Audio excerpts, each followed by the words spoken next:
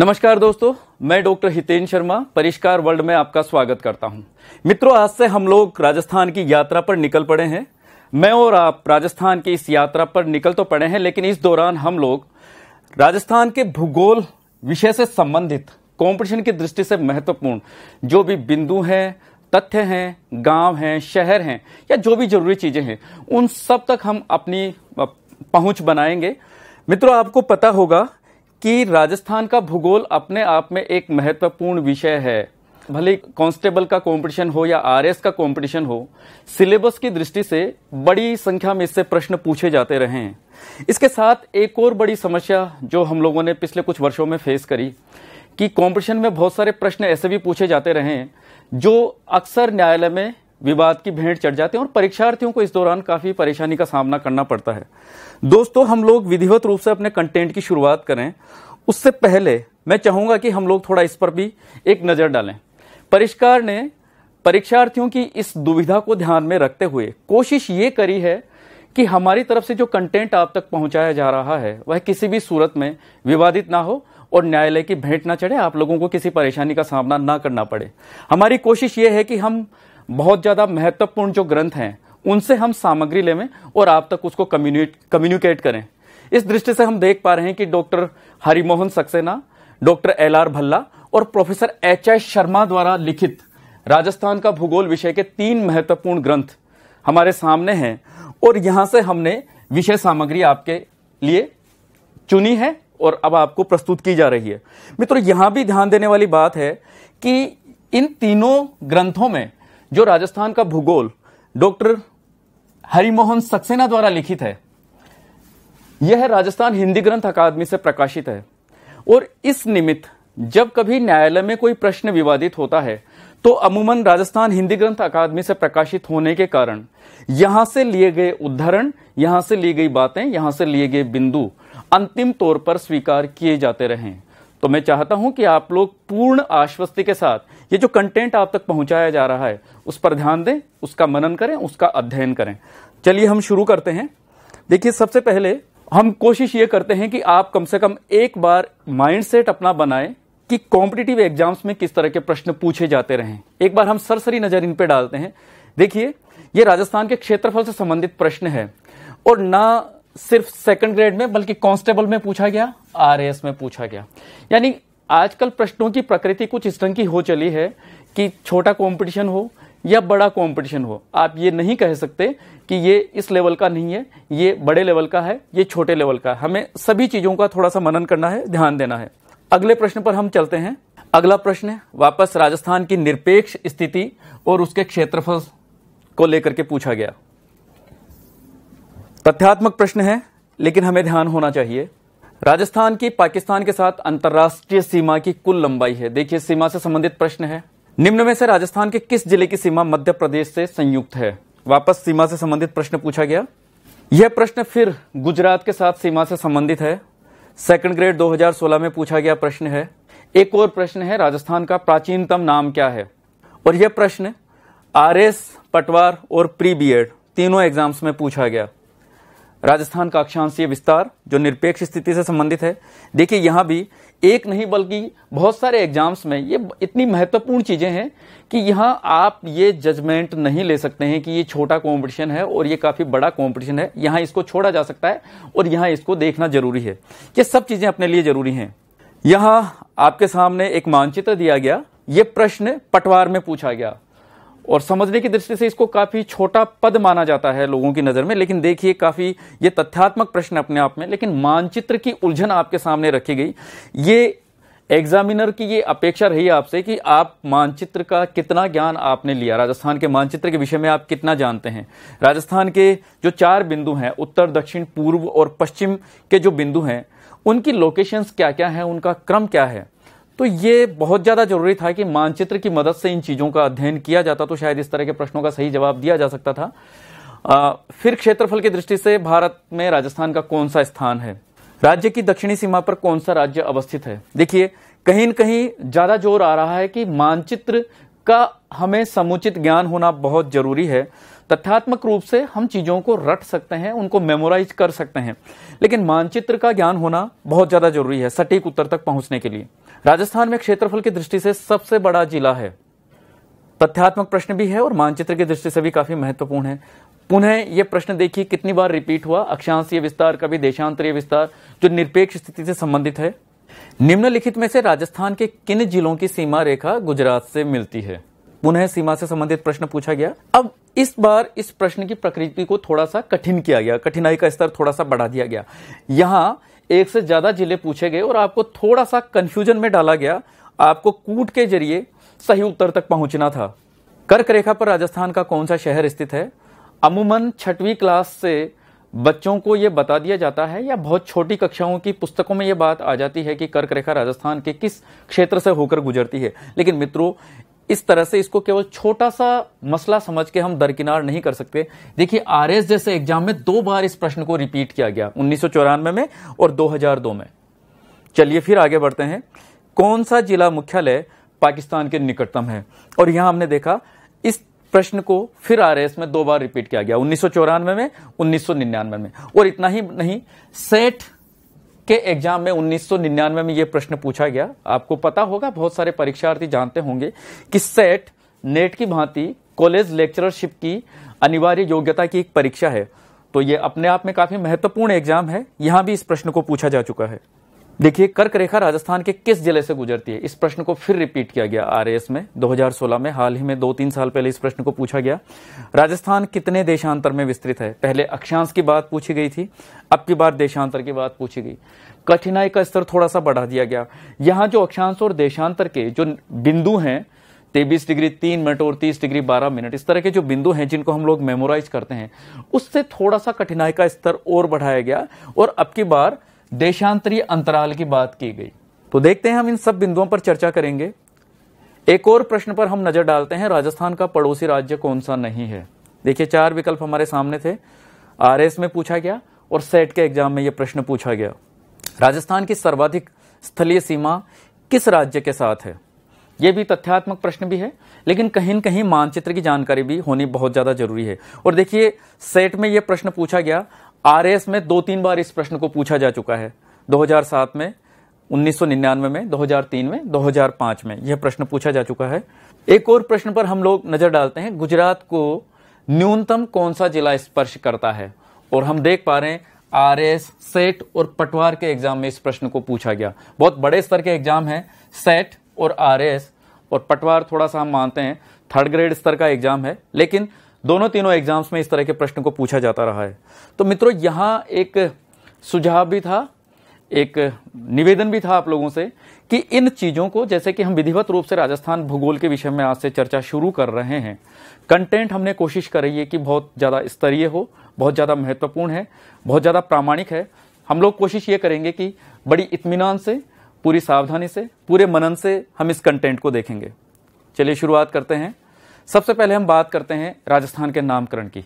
मित्रों, इसका अपना एक इतिहास रहा है नामकरण का, और इस विषय में सबसे पहली जो जानकारी हमें मिली वह मिलती है वाल्मीकि, महर्षि वाल्मीकि ने एक आदि काव्य लिखा जिसको आदि काव्य का स्टेटस प्राप्त है, रामायण। उसमें उन्होंने इस शब्द का प्रयोग किया, मरुकांतार। यह इसी भूभाग के लिए शब्द का प्रयोग हुआ जिसको आज हम और आप राजस्थान के नाम से जानते हैं। मित्रों, इसमें हम देख पा रहे हैं कि मरु शब्द छिपा हुआ है जो मरुस्थल की जानकारी हमें देता है। इसका मतलब यह है कि आज से हजारों वर्ष पूर्व महर्षि वाल्मीकि को इस क्षेत्र की जलवायु और भौगोलिक स्थितियों का पता था, और उसी के कारण उन्होंने इस शब्द को इस भूभाग के लिए निरूपित किया।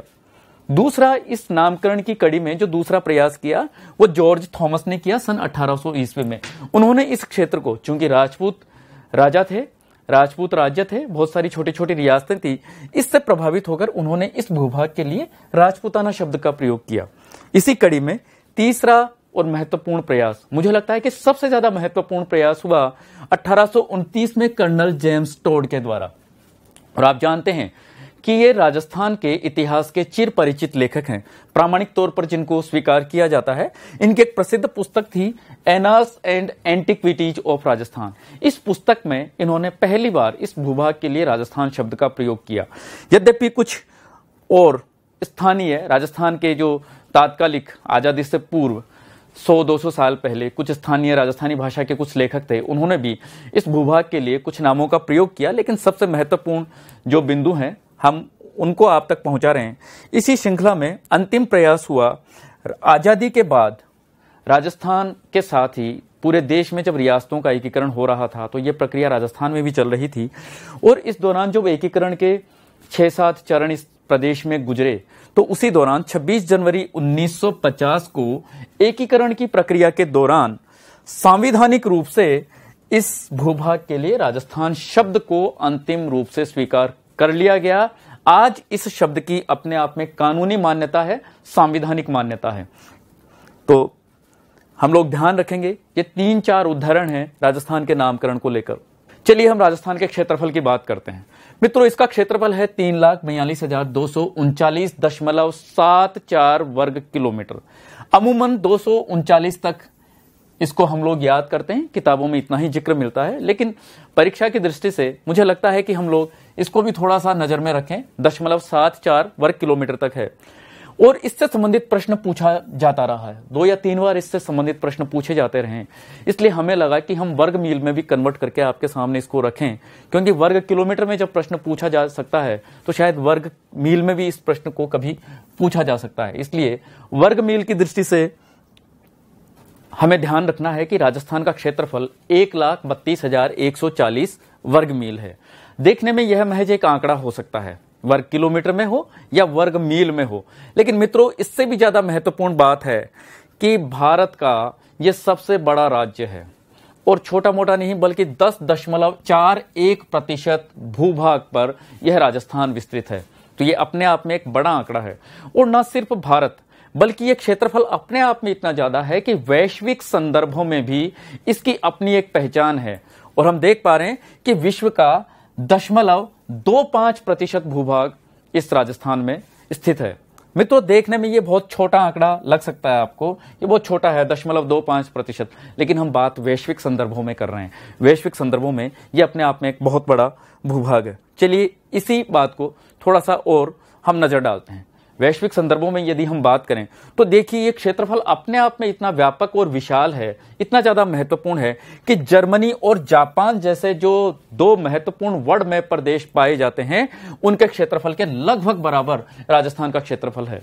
और हम थोड़ा सा विचार करते हैं, यह इंग्लैंड से लगभग 2 गुना, चेकोस्लोवाकिया से लगभग 3 गुना और श्रीलंका जो हमारा पड़ोसी राज्य है, पड़ोसी देश है, उससे लगभग 5 गुना बड़ा है क्षेत्रफल में। इतना ही नहीं, इसके अलावा यह इजराइल से लगभग 13 से 17 गुना बड़ा है।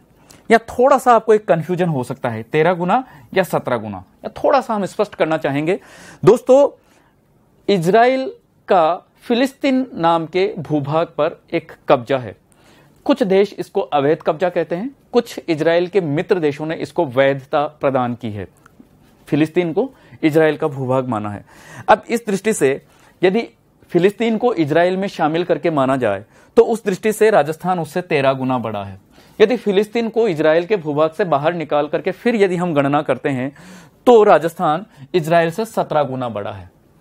इसके अलावा भी नॉर्वे, पोलैंड, इटली जैसे और बहुत सारे देश हैं जिनके क्षेत्रफल के या तो ये ज्यादा है या इनके लगभग बराबर है। तो समझा जा सकता है कि राजस्थान अपने आप में न सिर्फ भारत बल्कि वैश्विक संदर्भों में अपनी एक खास पहचान रखता है। चलिए इसकी आकृति पर हम लोग थोड़ी सी बात करते हैं। दोस्तों देखिए, मोटे तौर पर इसमें 4 भुजाएं आपको नजर आती हैं और इस तरह से यदि 4 भुजाएं यदि बन जाती हैं तो हम उसको कहते हैं चतुर्भुज।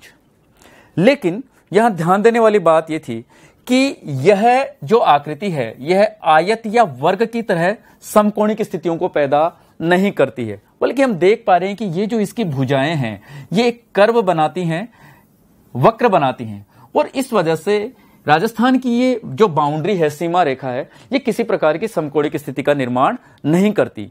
और चूंकि समकोणिक स्थिति का निर्माण नहीं कर रही है, इसके लिए एक प्रामाणिक शब्द दिया गया विषम कोण चतुर्भुज का, क्योंकि कोई भी कोण इसका समकोण नहीं है। इसके लिए कभी कभी पतंगाकार शब्द का भी प्रयोग किया जाता है। जो भी हो, यदि परीक्षा में इस तरह से पूछा जाता है तो आप सही ढंग से अपने उत्तर तक पहुंच सकते हैं। चलिए हम इसकी अवस्थिति की बात करते हैं। देखिए, अवस्थिति विशेष तौर पर भूगोल चूंकि विषय है तो अवस्थिति के बारे में थोड़ी सी हम थोड़ा डिटेल में जाने की कोशिश करेंगे। ये ग्लोब या धरातल पर जो किसी भी स्थान की, किसी भी बिंदु की, प्रदेश की, जिले की, देश की, किसी भी गांव की स्थिति को यदि बताया जाता है तो उसको अवस्थिति के नाम से जाना जाता है। और यह दो प्रकार की है, एक निरपेक्ष स्थिति, दूसरी सापेक्ष स्थिति। मित्रों, यदि ग्लोब या धरातल के ऊपर केवल अक्षांश और देशांतर की मदद से किसी भूभाग की स्थिति का हम जायजा लेते हैं, उसकी लोकेशन को यदि हम बताते हैं तो उसको कहा जाता है निरपेक्ष स्थिति। वहीं किसी एक भूभाग को किसी दूसरे भूभाग के संदर्भ में समझा जाता है, उसकी लोकेशन को किसी दूसरे भूभाग की तुलना में उसकी दिशा और दूरी के आधार पर यदि बताया जाता है तो उसे कहा जाता है सापेक्ष स्थिति। चलिए हम दोनों ही स्थितियों की बात करते हैं। सबसे पहले हम बात करेंगे राजस्थान की निरपेक्ष स्थिति की। देखिए, इसमें हम बात कर चुके हैं कि अक्षांश और देशांतर शब्दों का प्रयोग होता है। अक्षांशीय और देशांतरीय मान इसमें शामिल किए जाते हैं। इस दृष्टि से यदि हम बात करें तो देखिए, राजस्थान का देशांतरीय विस्तार है 69 डिग्री 30 मिनट पूर्वी देशांतर से 78 डिग्री 17 मिनट पूर्वी देशांतर। यह महत्वपूर्ण बात यह है कि यद्यपि यह बिंदु राजस्थान की सीमा के पश्चिम में है, राजस्थान की पश्चिमी सीमा पर स्थित है, लेकिन चूंकि यह पूर्वी गोलार्ध में स्थित है पूरा भूभाग, अतः पश्चिमी सीमा के लिए भी हम, इस बिंदु के लिए भी हम पूर्वी देशांतर शब्द का प्रयोग करेंगे। यहाँ ई का मतलब ईस्ट यानी पूर्वी देशांतर, यह आपको थोड़ा सा ध्यान में रखना है। ठीक इसी तरह से इसकी पूर्वी सीमा, नो डाउट वह भी पूर्वी देशांतर में है। ठीक इसी तरह से यदि हम अक्षांशीय लोकेशन की बात करें तो यह 23 डिग्री 3 मिनट उत्तरी अक्षांश, एन का मतलब है नॉर्थ यानी उत्तरी अक्षांश, से लेकर 30 डिग्री 12 मिनट उत्तरी अक्षांश तक विस्तृत है।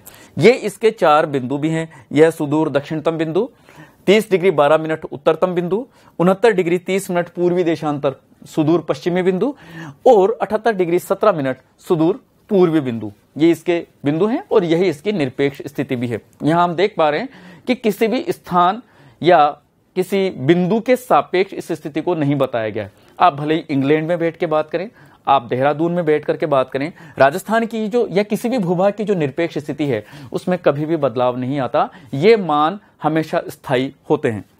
ठीक इसी तरह से हम राजस्थान की सापेक्ष स्थिति पर भी थोड़ी सी बात करते हैं। देखिए, सापेक्ष स्थिति दो तरह से हम बात करेंगे। पहले हम देखते हैं वैश्विक संदर्भों में राजस्थान की क्या स्थिति है।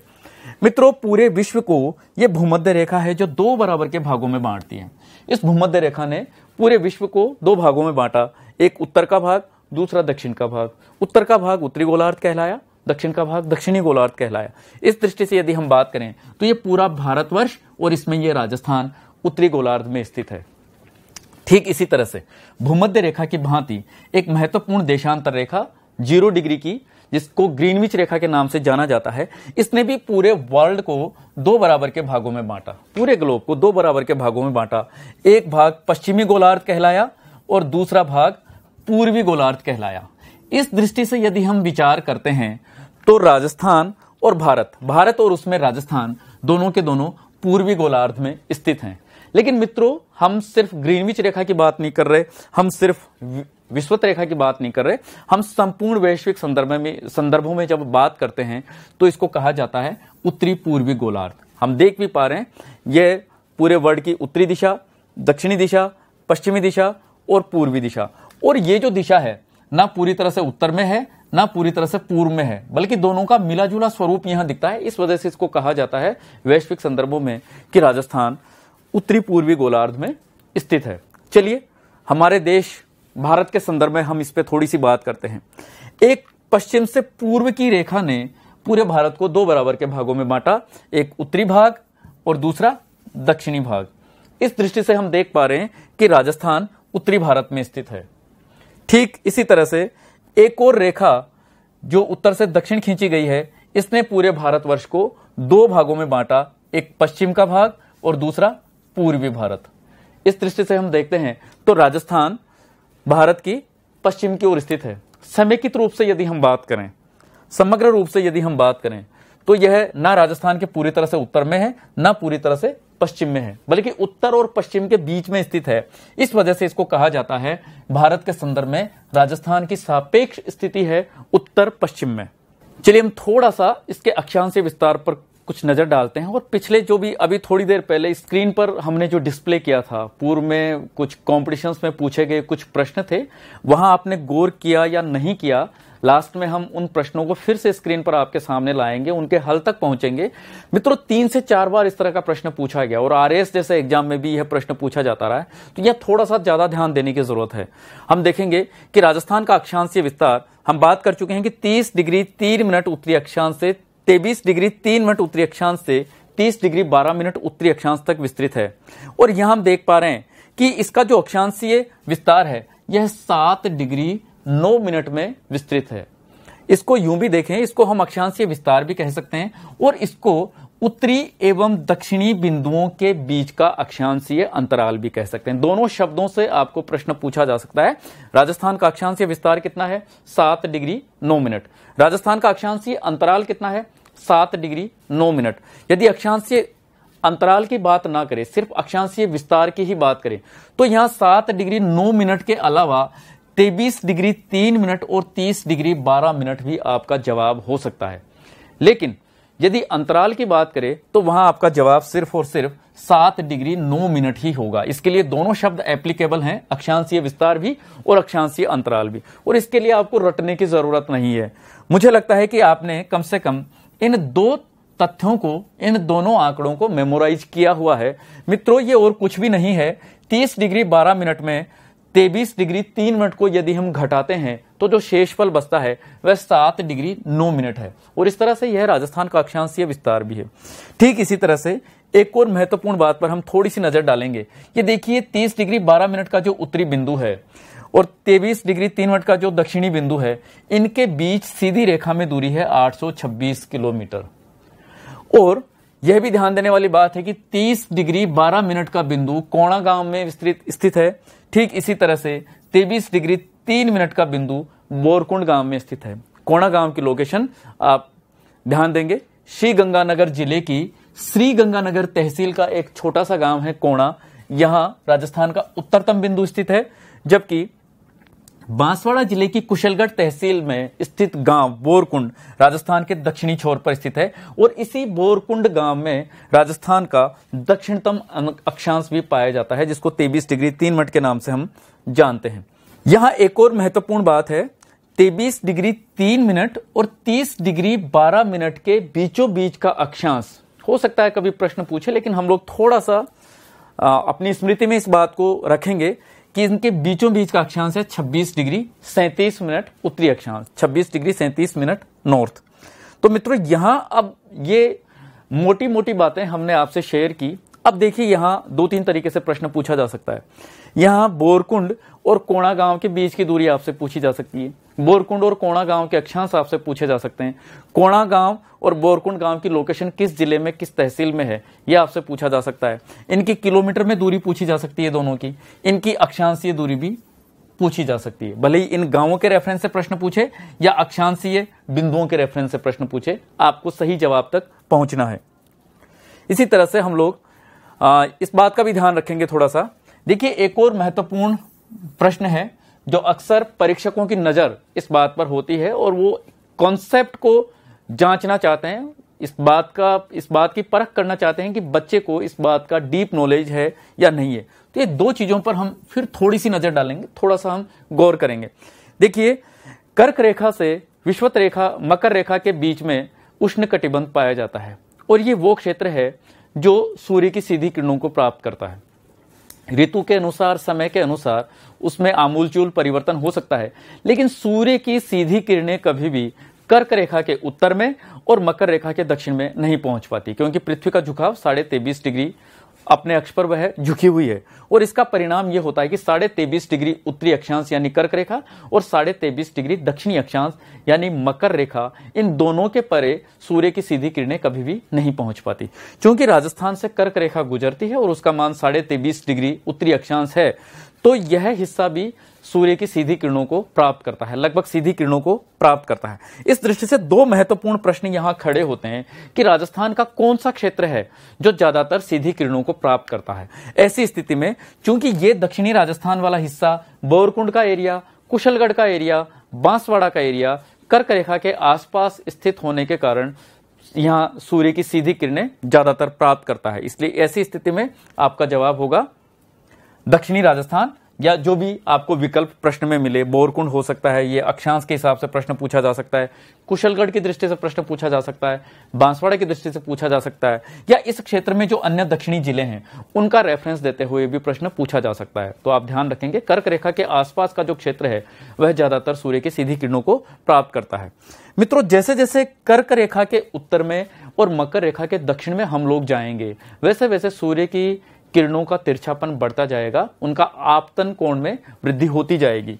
इस दृष्टि से यदि हम बात करें तो यह राजस्थान का बिल्कुल उत्तरतम बिंदु है और यहां कॉन्सेप्ट आप समझ चुके होंगे कि सूर्य की सबसे तिरछी किरणें इसी एरिया में प्राप्त होती हैं। कोणा गांव में सूर्य की सबसे ज्यादा तिरछी किरणें प्राप्त होती हैं। यदि विकल्प में कोणा ना हो, 30 डिग्री 12 मिनट उस विकल्प में हो, या कोणा हो, या गंगानगर हो, या उत्तरी जिलों का रेफरेंस हो, या केवल राजस्थान के उत्तरी भूभाग का जिक्र हो, तो आप परिस्थिति देख करके अपने उत्तर का चयन करेंगे। देखिए, इसी तरह से हम लोग देशांतरीय विस्तार की भी बात करते हैं। देशांतरीय विस्तार और देशांतरीय अंतराल यह पूर्व पश्चिम में होता है, अक्षांशीय अंतराल उत्तर और दक्षिण में होता है।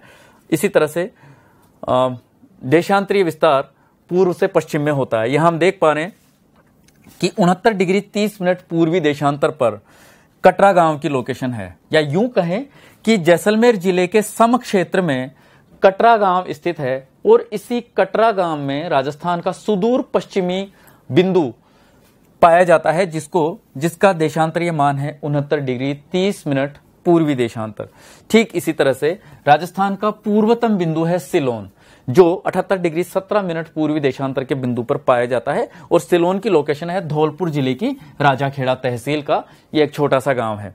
यहां वापस अक्षांशीय अंतराल की तरह आपको ध्यान देना है कि बिल्कुल पश्चिमी बिंदु और पूर्वी बिंदु के बीच में 869 किलोमीटर की दूरी है। अक्षांशीय देशांतरीय अंतराल की यदि हम बात करें तो यहां है 8 डिग्री 47 मिनट का। इस कंसेप्ट को भी आप अक्षांशीय अंतराल की तरफ ध्यान रखेंगे। कटरा और सिलोन के बीच कितनी दूरी है? आपका जवाब होगा 869 किलोमीटर। आपसे पूछा जाए कि राजस्थान के पूर्वतम और पश्चिमतम बिंदुओं के बीच कितनी दूरी है? आपका जवाब होगा 869 किलोमीटर। या इन दोनों देशांतरीय बिंदुओं के बीच कितनी दूरी है? आपका जवाब होगा 869 किलोमीटर। इसी प्रश्न को विस्तार, देशांतरीय विस्तार या देशांतरीय अंतराल के रूप में भी आपसे पूछा जा सकता है। गांवों के रेफरेंस में पूछा जा सकता है, पूर्वतम और पश्चिमतम बिंदुओं के रेफरेंस में पूछा जा सकता है और इन देशांतरीय मानों के रेफरेंस में भी आपसे पूछा जा सकता है। आपका जवाब होगा, यदि देशांतरीय विस्तार की बात की जा रही है, 78 डिग्री 17 मिनट में से यदि 69 डिग्री 30 मिनट को हम घटाते हैं तो शेषफल हमें मिलता है 8 डिग्री 47 मिनट। और मित्रों, यही राजस्थान का देशांतरीय अंतराल भी है और देशांतरीय विस्तार भी है। इस देशांतरीय विस्तार यानी ये जो देशांतरीय अंतराल है या देशांतरीय विस्तार है, इसका एक खास प्रभाव हमारी यहाँ की दिनचर्या पर पड़ता है। देखते हैं वो क्या प्रभाव है। ये हम देख पा रहे हैं, कटरा व सिलोन के बीच समयांतर है 35 मिनट और 8 सेकंड। इसको यूं समझिए कि पृथ्वी अपनी धुरी पर पश्चिम से पूर्व दिशा में घूमती है। मित्रों, ये एक अपने आप में तथ्य है कि जो पृथ्वी के पूर्वी स्थान है वो सूर्य की सीध में पहले आते हैं और पश्चिमी स्थान बाद में आते हैं। इस दृष्टि से सूर्य की किरणें सबसे पहले पूर्वी स्थानों पर पड़ती हैं। उसके बाद जैसे जैसे पृथ्वी घूमती जाएगी वैसे वैसे पश्चिमी स्थानों पर सूर्य की किरणें पहुंचेंगी। दूसरा महत्वपूर्ण विषय तथ्य है कि समय की गणना इन सूर्य की किरणों के आधार पर हम लोग करते हैं। एक देशांतर से दूसरे देशांतर तक सूर्य की किरणों को पहुंचने में 4 मिनट का समय लगता है। एक छोटी सी बात है, आप थोड़ा सा ध्यान रखेंगे। पूरी डिटेल में हम लोग यहां नहीं जाएंगे, जितना हमें यहां रेफरेंस लेना है हम उतनी बात यहां कर पाएंगे।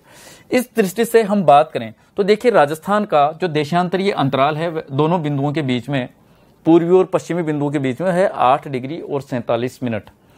इसको यदि हम 4 मिनट की दृष्टि से कैलकुलेट करते हैं, गणना करते हैं, गुणा करते हैं, इस संख्या का 4 से गुणा करते हैं तो हमें गुणनफल मिलता है 35 मिनट और लगभग 8 सेकंड। इसका मतलब यह हुआ कि राजस्थान के पूर्वी बिंदु और पश्चिमी बिंदु के बीच में समय का अंतर है 35 मिनट और 8 सेकंड लगभग। इसका एक खास प्रभाव यह पड़ा कि जो पूर्वी बिंदु है वहां सबसे पहले सूर्योदय होगा और सबसे पहले सूर्यास्त भी वहीं होगा। इसके 35 मिनट 8 सेकंड बाद, लगभग 35 सेकंड बाद राजस्थान के पश्चिमी बिंदु या कटरा के आसपास सूर्योदय और सूर्यास्त होगा। तो मित्रों ये इस बात का हम लोग ध्यान रखेंगे। अक्षांशीय अंतराल के साथ में सूर्य की सीधी किरणों और तिरछी किरणों की बात थी, जबकि देशांतरीय बिंदुओं के साथ में सूर्योदय और सूर्यास्त की बात, ये हम थोड़ा सा इसको रिलेट करेंगे। इसी के साथ जिस तरह से हमने राजस्थान का मध्य अक्षांश की हमने बात करी थी, ठीक उसी तरह से 69 डिग्री 30 मिनट पूर्वी देशांतर और 78 डिग्री 17 मिनट पूर्वी देशांतर के बीचों बीच का लगभग मध्य देशांतर है 74 डिग्री 17 मिनट। थोड़ा सा हम लोग इसको अपनी स्मृति में रखेंगे। और इसके साथ एक और महत्वपूर्ण प्रश्न, हो सकता है कभी किसी एग्जामिनर की नजर पड़े या आपको परेशान किया जाए, तो इस बात पर भी हम थोड़ा सा विचार करेंगे। देखिए, राजस्थाआन का जो उत्तर दक्षिणी विस्तार था वह था 826 किलोमीटर, और राजस्थान का जो पूर्व पश्चिम विस्तार है वह आपको नजर आ रहा है, वह है 869 किलोमीटर। मित्रों 869 में से 826 को जब हम घटाते हैं तो हमें शेषफल मिलता है 43 किलोमीटर। तो इस प्रश्न का एक जवाब है कि उत्तर दक्षिण और पूर्व पश्चिम विस्तार में कितना अंतर है, तो ये हम बताएंगे 43 किलोमीटर। देखिए, चूंकि कर्क रेखा राजस्थान को एक महत्वपूर्ण विशिष्टता प्रदान करती है, तो हम कर्क रेखा से जुड़े हुए कुछ तथ्यों के ऊपर भी थोड़ी सी बात यहां करेंगे। कर्क रेखा राजस्थान के दक्षिणी भाग से गुजरती है, और आप देख पा रहे हैं मानचित्र में कि यह डूंगरपुर की लगभग दक्षिणी सीमा के पास से, लेकिन बांसवाड़ा के लगभग बीचों बीच से गुजरती है। अब इस कर्क रेखा का प्रभाव क्या है, इस पर हम थोड़ी सी बात करें। देखिए, कर्क रेखा से मकर रेखा के बीच का क्षेत्र पूरे विश्व में उष्ण कटिबंध के नाम से जाना जाता है। हम थोड़ी देर पहले बात कर चुके हैं कि कर्क रेखा से मकर रेखा के बीच में सूर्य की सीधी किरणें पड़ती हैं। सीधी किरणों में गर्मी ज्यादा होती है, ताप ज्यादा होता है। इस कारण से इसको उस गर्मी या ताप से संबंधित शब्द दिया गया उष्ण कटिबंध।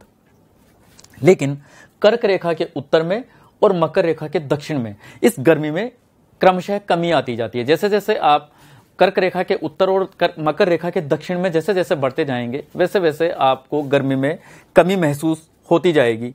तो इस दृष्टि से कर्क रेखा के उत्तर का भाग कहलाता है उपोष्ण कटिबंध। मूलतः इस क्षेत्र का नाम है शीतोष्ण कटिबंध, जो कर्क रेखा से लेकर आर्कटिक रेखा यानी 66.5 डिग्री उत्तरी अक्षांश तक पाया जाता है। लेकिन ये अपने आप में एक बहुत बड़ा भूभाग हुआ, कर्क रेखा से लेकर के आर्कटिक रेखा तक का इलाका, यानी 23.5 डिग्री उत्तरी अक्षांश से लेकर 66.5 डिग्री उत्तरी अक्षांश, ये बहुत बड़ा क्षेत्र है। इस बहुत बड़े क्षेत्र को शीतोष्ण कटिबंध के नाम से जाना जाता है। लेकिन इस संपूर्ण शीतोष्ण कटिबंध में जो हिस्सा कर्क रेखा के नजदीक का है, उसके आसपास का है, उसको हम उपोष्ण कटिबंध के नाम से जानते हैं। आप देखिए, उपोष्ण, उप उष्ण अर्थात उष्ण के निकट, इस वजह से इसको नाम दिया गया उपोष्ण कटिबंध। मोटे तौर पर उपोष्ण कटिबंध शीतोष्ण कटिबंध का ही एक पार्ट है। इस दृष्टि से यदि हम बात करें तो देखिए, बांसवाड़ा का लगभग आधा भाग उष्ण कटिबंध में आता है। राजस्थान का ज्यादातर हिस्सा शीतोष्ण कटिबंध या उपोष्ण कटिबंध में स्थित है, जबकि बहुत कम भाग, मुश्किल से 1% के आसपास का भूभाग उष्ण कटिबंध में आता है।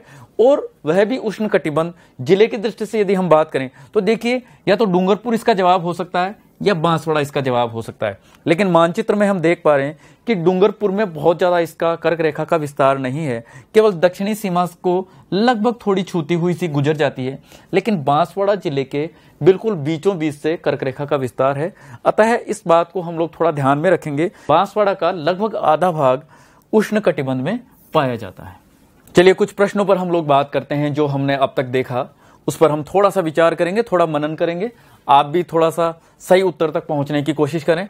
कटरा से सिलोन के बीच की दूरी है, बड़ा सिंपल सा प्रश्न है, और इसका सही जवाब मुझे लगता है कि आप लोगों ने महसूस कर लिया होगा, 869 किलोमीटर। एक और प्रश्न है, राजस्थान का अधिकांश भाग आता है, किसमें आता है? देखिए, यहाँ थोड़ा सा आपको कंफ्यूज किया गया, लेकिन जो कुछ अभी आपको बताया गया था उसके आधार पर मुझे लगता है कि आप सही जवाब तक पहुंच पाए होंगे। चूंकि अधिकांश भाग की बात की जा रही है तो उष्ण कटिबंध तो इसका जवाब हो ही नहीं सकता। उष्ण कटिबंध में सिर्फ बांसवाड़ा का आधा भाग आता है। अब आपको कंफ्यूजन किया जा रहा है शीतोष्ण कटिबंध से और उपोष्ण कटिबंध से। मित्रों, राजस्थान के ज्यादातर भाग के बारे में यदि इस तरह का प्रश्न आता है और यदि उत्तर में आपको दोनों विकल्प मिलते हैं, उपोष्ण कटिबंध भी और शीतोष्ण कटिबंध भी, ऐसी स्थिति में आप अपना जवाब बनाएंगे उपोष्ण कटिबंध को। यदि आपके 4 विकल्पों में उपोष्ण कटिबंध नहीं है, केवल शीतोष्ण कटिबंध है, ऐसी स्थिति में आपका जवाब होगा शीतोष्ण कटिबंध। चलिए, एक और प्रश्न है, 23 डिग्री 3 मिनट उत्तरी अक्षांश की स्थिति है। कर्क रेखा के उत्तर में, कर्क रेखा के दक्षिण में, कर्क रेखा के पास में, उपर्युक्त सभी। ये थोड़ा सा आपको कंफ्यूज किया गया है।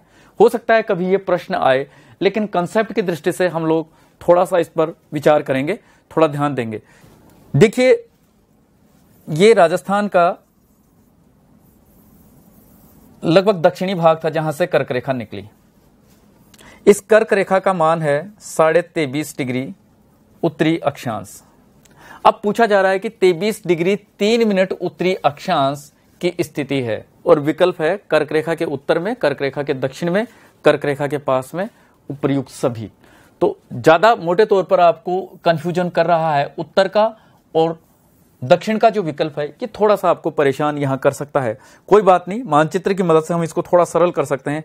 ये कर्क रेखा है जो 23.5 डिग्री उत्तरी अक्षांश पर स्थित है और ये राजस्थान का दक्षिणी बिंदु है जो 23 डिग्री 3 मिनट उत्तरी अक्षांश के नाम से जाना जाता है। मित्रों, कंपैरेटिवली सापेक्षिक रूप से अब आप देख सकते हैं कि इस बिंदु की स्थिति कर्क रेखा के दक्षिण में है, अतः सही जवाब होगा कर्क रेखा के दक्षिण में।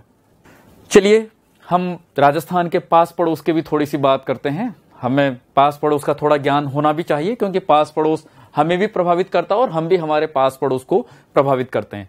देखिए, सबसे पहले पंजाब की हम लोग बात करते हैं। बिल्कुल राजस्थान के उत्तर में पंजाब की लोकेशन है। दिशा भी हम लोग ध्यान रखेंगे। उत्तर में पंजाब, उत्तर और उत्तर पूर्व में हरियाणा, पूर्व में उत्तर प्रदेश, पूर्व और दक्षिण पूर्व में मध्य प्रदेश, ठीक इसी तरह से दक्षिण और दक्षिण पश्चिम में गुजरात। ये 5 राज्य राजस्थान की सीमा को स्पर्श करते हैं, लेकिन इसके साथ ही राजस्थान की अपने आप में एक महत्वपूर्ण बात यह भी है कि यह अंतर्राष्ट्रीय सीमा को भी स्पर्श करता है। पश्चिम और उत्तर पश्चिम में हमारा पड़ोसी देश पाकिस्तान स्थित है। तो इस तरह से 5 राज्य और एक देश राजस्थान की परिधि पर स्थित है, इसकी सीमाओं पर स्थित है। आगे हम देखते हैं राजस्थान की स्थलीय सीमा। मित्रों, राजस्थान की सीमा चूंकि पंजाब शुरू में है, उत्तर में है, तो हम क्लॉकवाइज पैटर्न का थोड़ा सा ध्यान रखेंगे। भले ही आप पड़ोसी राज्यों की बात करें या पड़ोसी राज्यों से लगती हुई सीमा की बात करें, आप एक पैटर्न आपको विकसित करना है। या तो आप क्लॉकवाइज पैटर्न में चलें या फिर आप एंटी क्लॉकवाइज पैटर्न में चलें। जो भी चलें, आपको बीच में से याद नहीं करना है, थोड़ा याद करने की सुविधा होगी। पंजाब से 89 किलोमीटर की सीमा जो अपने आप में लघुतम है, सबसे छोटी सीमा पंजाब राज्य के साथ लगती है, याद रखेंगे। इसके बाद में हरियाणा, पंजाब के बाद हरियाणा आता है 1262 किलोमीटर की दूरी। हरियाणा के बाद उत्तर प्रदेश 877 किलोमीटर की दूरी। उसके बाद मध्य प्रदेश, यह बृहत्तम सीमा है, सबसे बड़ी सीमा राजस्थान की मध्य प्रदेश के साथ लगती है जिसकी दूरी है 1600 किलोमीटर। इसी के साथ गुजरात की सीमा राजस्थान से लगती है जो 1022 किलोमीटर है। और गुजरात के बाद में जैसे ही आप पश्चिम और उत्तर पश्चिम की ओर बढ़ते हैं तो पाकिस्तान की सीमा शुरू होती है जिसको रेड क्लिफ के नाम से भी जाना जाता है और उसकी लंबाई है 1070 किलोमीटर। सीमा से संबंधित प्रश्न पूछे जाते रहे हैं, इसलिए हम थोड़ा सा इसको मेमोराइज करने की कोशिश करेंगे। इसी के साथ हम रेड क्लिफ का विभाजन भी देखते हैं। देखिए, रेड क्लिफ पाकिस्तान के साथ रेड क्लिफ महोदय ने कभी बंटवारे के दौरान भारत और पाकिस्तान की सीमाओं का विभाजन किया था और उस व्यक्ति के नाम के आधार पर इसको नाम मिला रेड क्लिफ रेखा। दोस्तों, यहां ध्यान देने वाली बात यह है कि यह रेड क्लिफ रेखा गुजरात, राजस्थान, पंजाब और जम्मू कश्मीर तक फैली हुई है।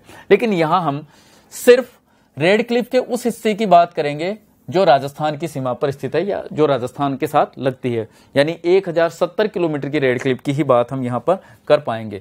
देखिए, 4 जिले राजस्थान के रेड क्लिफ पर स्थित हैं, जिनमें सबसे पहले है श्रीगंगानगर और जिसकी दूरी है 210 किलोमीटर, बीकानेर 168 किलोमीटर, जैसलमेर जो सबसे बड़ी सीमा बनाता है 464 किलोमीटर और उसके बाद बाड़मेर जो 228 किलोमीटर की सीमा पाकिस्तान के साथ शेयर करता है। इसी के साथ हम स्थलीय सीमा का थोड़ा सा वर्गीकरण और देखते हैं। देखिए, कुल 5920 किलोमीटर लंबी राजस्थान की परिधि है। पूरी सीमाएं चारों ओर से राजस्थान का जो घेरा है वह 5920 किलोमीटर का है। यहाँ थोड़ा सा ये शब्द आपको कंफ्यूज कर सकता है। स्थलीय सीमा, राजस्थान की कोई जलीय सीमा नहीं है, कोई समुद्र पास में नहीं है। जो भी सीमा है वो पूरी की पूरी स्थलीय सीमा है और उसकी लंबाई है 5920 किलोमीटर।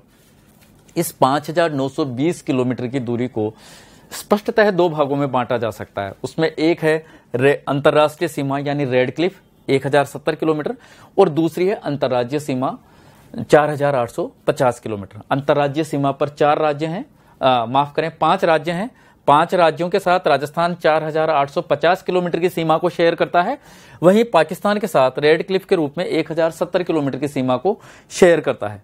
यहां इन जिलों का जो पाकिस्तान के साथ सीमा पर स्थित हैं या जो सीमावर्ती जिले हैं, उनकी सीमा की लंबाई की दृष्टि से अवरोही क्रम यहां दिया गया है। यहां ध्यान रखेंगे हम लोग, सबसे बड़ी सीमा जैसलमेर के साथ में है और सबसे छोटी सीमा बीकानेर के साथ में है, 168 किलोमीटर और 464 किलोमीटर।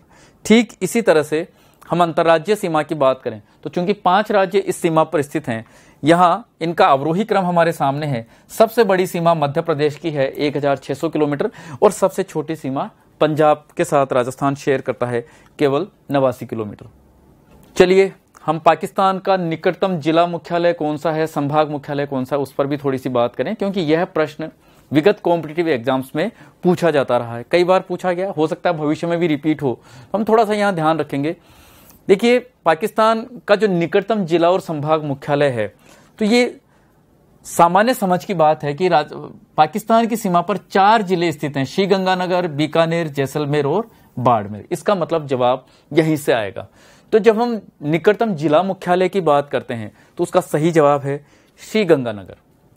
और आप देख भी पा रहे हैं, मानचित्र की मदद से आप देखें, श्रीगंगानगर जिला मुख्यालय अंतर्राष्ट्रीय सीमा के बिल्कुल पास है।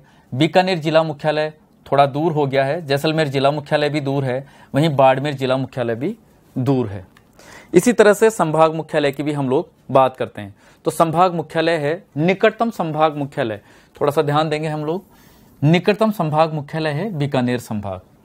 यद्यपि आपको पता होगा या हम चर्चा करेंगे आने वाली लेक्चर्स में, राजस्थान में कुल 7 संभाग हैं। इन 7 संभागों में बाकी के 5 संभाग काफी दूरी पर स्थित हैं। अंतर्राष्ट्रीय सीमा पर केवल बीकानेर संभाग और जोधपुर संभाग से संबंधित जिले ही स्थित हैं। इसलिए हम केवल इन 2 जिलों की कंपैरेटिव स्टडी थोड़ी सी कर लेते हैं। देखिए यह जवाब हमारा इन 2 में से हो सकता है कि निकटवर्ती संभाग कौन सा है। तो ये अंतर्राष्ट्रीय सीमा और ये बीकानेर का जिला मुख्यालय, उस जिला मुख्यालय पे ही संभाग मुख्यालय की लोकेशन है। और ये जोधपुर जिला मुख्यालय या संभाग मुख्यालय की लोकेशन ये अंतर्राष्ट्रीय सीमा से बहुत दूरी पर है। तुलनात्मक रूप से हम देख भी सकते हैं और इस तरह से अपने सही जवाब तक पहुंच भी सकते हैं। तो प्रश्न बनता है कि निकटतम जिला मुख्यालय कौन सा, आपका जवाब होगा श्रीगंगानगर। निकटतम संभाग मुख्यालय कौन सा, आपका जवाब होगा बीकानेर संभाग। लेकिन इसी के साथ एक प्रश्न यह भी बनता है कि दूरतम या दूरस्थ स्थित जिला मुख्यालय कौन सा है। अब मित्रों, दूरस्थ स्थित जिला मुख्यालय कौन सा है, सीमावर्ती शब्द यदि नहीं हो और दूरस्थ जिला मुख्यालय पूछ ले, वहां एग्जामिनर स्वतंत्र है। इन सीमावर्ती 4 जिलों के अलावा भी कोई सा विकल्प आपके सामने हो सकता है। यहां यदि आपको मानचित्र का ज्ञान है तो आप शायद सही जवाब तक पहुंच सकते हैं, अदरवाइज आप थोड़ा सा कंफ्यूज होंगे। यहां हम बात कर रहे हैं सीमावर्ती दूरस्थ जिला मुख्यालय की, और सीमावर्ती दूरस्थ जिला मुख्यालय है बीकानेर। यहां थोड़ा सा आप कोशिश करें कंफ्यूज ना हो। संभाग मुख्यालय के मसले पर बीकानेर निकटतम है, लेकिन जैसे ही जिला मुख्यालय की हम बात करते हैं तो वह दूरतम है, सबसे ज्यादा दूरी पर स्थित है। क्योंकि संभाग मुख्यालय की जब बात हो रही है तो बीकानेर की तुलना करनी पड़ेगी हमें जोधपुर से, और हम देख पा रहे हैं कि बीकानेर की तुलना में जोधपुर अंतर्राष्ट्रीय सीमा से ज्यादा दूरी पर स्थित है। लेकिन जैसे ही हम जिला मुख्यालयों की बात करते हैं, वैसे हम श्रीगंगानगर, बीकानेर, जैसलमेर और बाड़मेर की बात करते हैं, और इस दृष्टि से निकटतम जिला मुख्यालय श्रीगंगानगर है और सबसे दूर स्थित जिला मुख्यालय बीकानेर है। देखिए राजस्थान और पाकिस्तान से संबंधित कुछ चर्चा हम करते हैं। राजस्थान और पाकिस्तान चूंकि अंतर्राष्ट्रीय सीमा को साझा करते हैं, इसलिए थोड़ी सी 2-3 तथ्य इससे संबंधित होंगे। देखिए रेड क्लिफ रेखा की हम बात कर चुके हैं, जो अंतर्राष्ट्रीय सीमा है दोनों के बीच में, उसको रेड क्लिफ के नाम से जाना जाता है। इस रेखा की शुरुआत होती है हिंदूमल कोट से, और हिंदूमल कोट नामक जगह की लोकेशन है श्रीगंगानगर में, और इस रेड क्लिफ का अंत होता है भागलगांव या बाखासर या शाहगढ़, और इसकी लोकेशन है बाड़मेर में। यहां आपको ध्यान रखना है, अलग अलग जगहों पर भागल का उल्लेख भी मिलता है, भाखासर का उल्लेख भी मिलता है और शाहगढ़ का उल्लेख भी मिलता है। जो भी विकल्प आपके सामने मौजूद हो उस तरह से आप निर्णय लें और सही उत्तर तक अब आप पहुंचने की कोशिश करें। जो 1070 किलोमीटर की दूरी है वह हिंदुमल कोट से प्रारंभ होती है और शाहगढ़ या भाखासर या भागल गांव तक पहुंचती है। इसमें हम बात कर रहे हैं कि राजस्थान और पाकिस्तान के कितने जिले सीमा पर स्थित हैं। देखिए, इस सीमा पर जो राजस्थान और पाकिस्तान के बीच में स्थित है उस पर कुछ जिलों की लोकेशंस है। हम बात करेंगे पाकिस्तान की ओर के जिले और उसके साथ में राजस्थान की तरफ से भी कुछ जिलों की हम बात कर रहे हैं। यहाँ पाकिस्तान के 2 राज्य राजस्थान की सीमा के साथ लगते हैं। उसमें एक राज्य पंजाब है, दूसरा राज्य सिंध है। सिंध की हम बात करेंगे। पंजाब राज्य के 3 जिले हैं जो राजस्थान की सीमा पर स्थित हैं, बहावलनगर, बहावलपुर और रहीम यार खान। और इन जिलों के साथ में राजस्थान की ओर से 3 जिले हैं, श्रीगंगानगर, बीकानेर और जैसलमेर। इस तरह से हम देखते हैं कि पाकिस्तान के पंजाब प्रांत के साथ में गंगानगर और बीकानेर जिलों की सीमाएं लगती हैं, जैसलमेर की भी सीमा लगती है, लेकिन गंगानगर, श्रीगंगानगर और बीकानेर सिर्फ एक जिले से अपनी सीमा बनाते हैं। ठीक इसी तरह से पंजाब प्रांत के रहीम यार खान की सीमा जैसलमेर के साथ लगती है, लेकिन पंजाब प्रांत के अलावा सिंध प्रांत के भी कुछ जिलों की, कम से कम 4 जिलों की सीमा जैसलमेर के साथ लगती है। इन सिंध प्रांत के कुल 6 जिले इस अंतर्राष्ट्रीय सीमा पर स्थित हैं। गोटकी है, सुक्कुर, खैरपुर, संघर, उमरकोट और थार पारकर। देखिए, हम हमारे मरुस्थल को थार के नाम से जानते हैं, लेकिन हमें पता होगा, आप भी शायद जानते होंगे कि इस थार मरुस्थल का बहुत छोटा हिस्सा पाकिस्तान में भी है।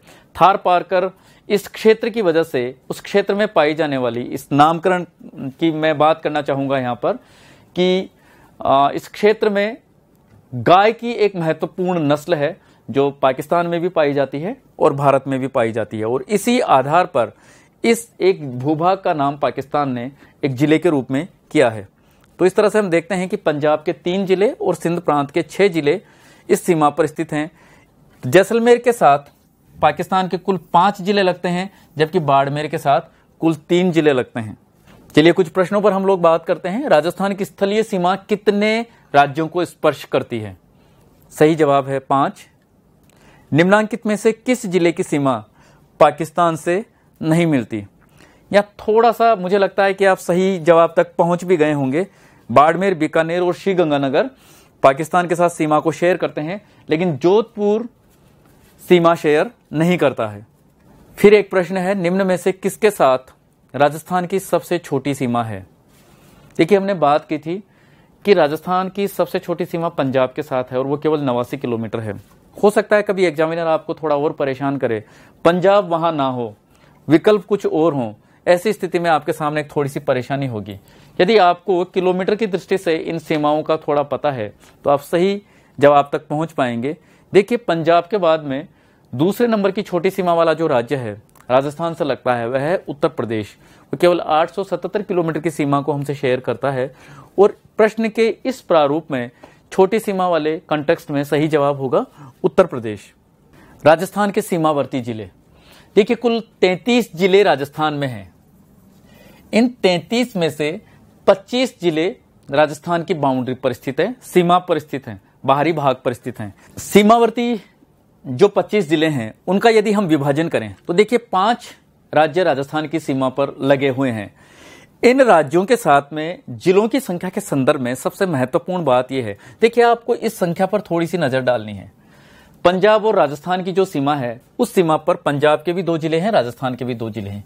ठीक इसी तरह से हरियाणा और राजस्थान जो सीमा शेयर कर रहे हैं उस सीमा पर दोनों तरफ से 7-7 जिले, उत्तर प्रदेश और राजस्थान के 2-2 जिले, मध्य प्रदेश और राजस्थान के 10-10 जिले, जबकि गुजरात के साथ लगती हुई सीमा पर दोनों ओर के 6-6 जिले स्थित हैं। इन जिलों की हम लोकेशन के आधार पर फिर बात करेंगे, लेकिन यहां थोड़ा सा आप देखिए काले रंग में कुछ जिलों का नाम आपके सामने दिया हुआ है।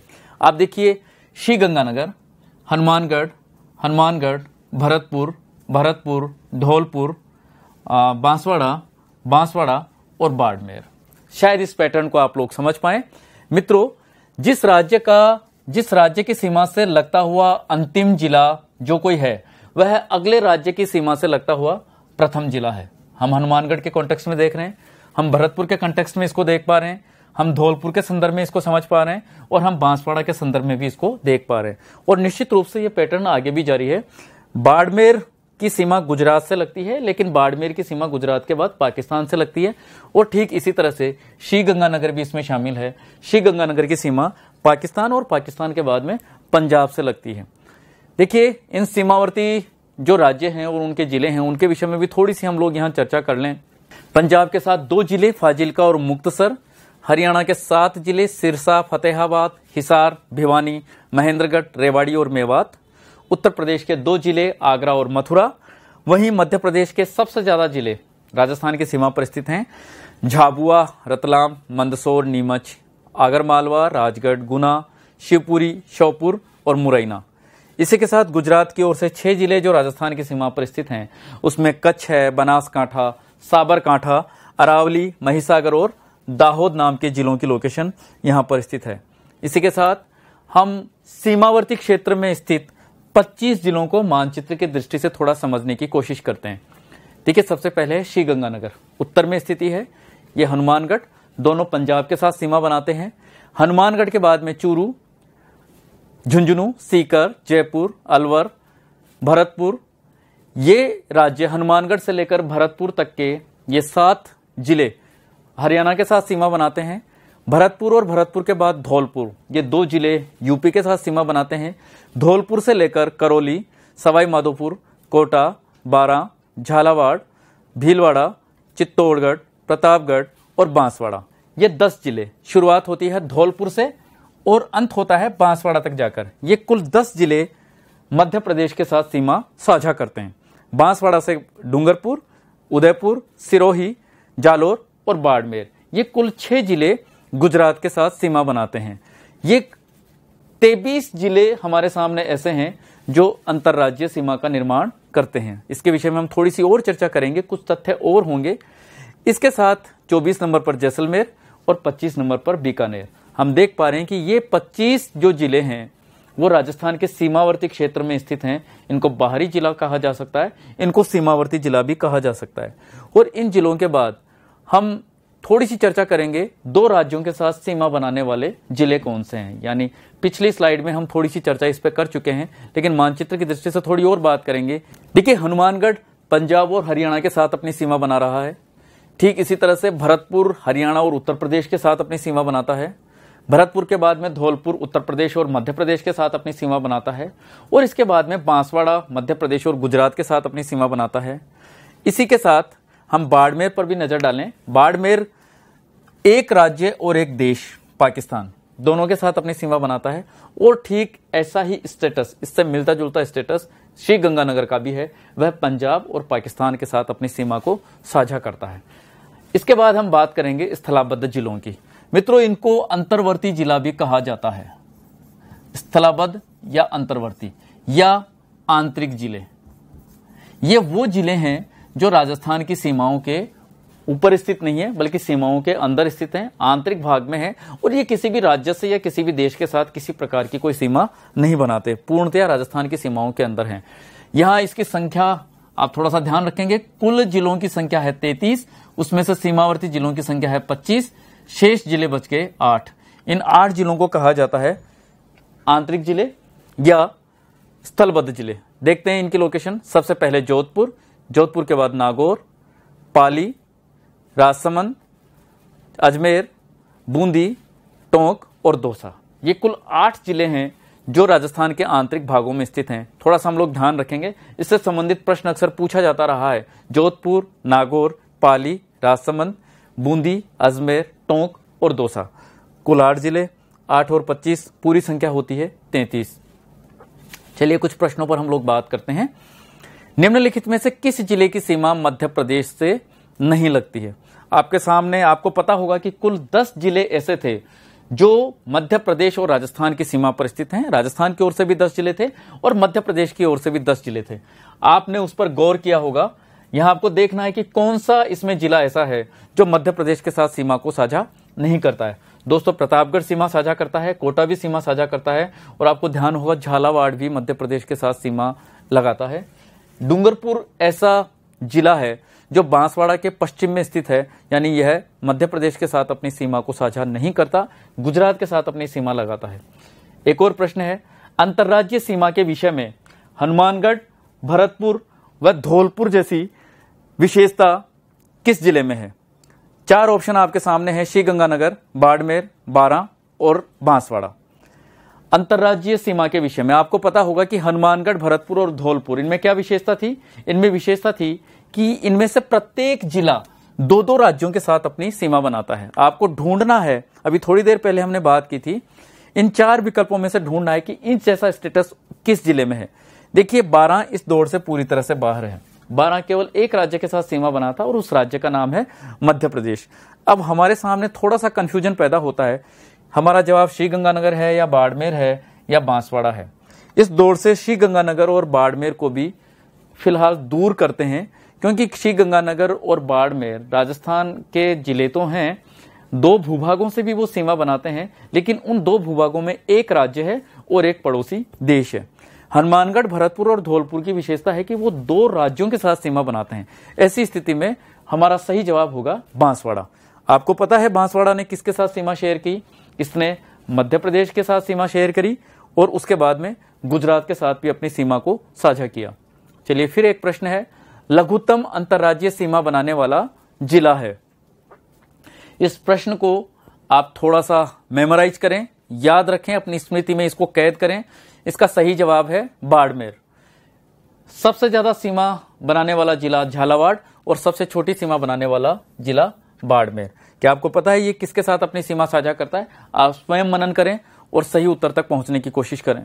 कर्क रेखा राजस्थान के किस जिले से गुजरती है? देखिए, 4 जवाब आपके सामने हैं और इन चारों जवाबों में मुझे लगता है कि आप सही जवाब आपने चुन लिया होगा, डूंगरपुर। कौन सा युग्म स्थलाबद्ध जिलों का नहीं है? देखिए, जोधपुर और पाली बिल्कुल स्थलाबद्ध जिले हैं, नागौर और अजमेर भी स्थलाबद्ध जिले हैं, राजसमंद और टोंक भी स्थलाबद्ध जिले हैं, जयपुर और सिरोही इस युग्म में का युग्म ऐसा है जो स्थलाबद्ध नहीं है। जयपुर की सीमा हरियाणा से लगती है, वहीं सिरोही की सीमा गुजरात से लगती है। तो यहां सही जवाब होगा जयपुर और सिरोही।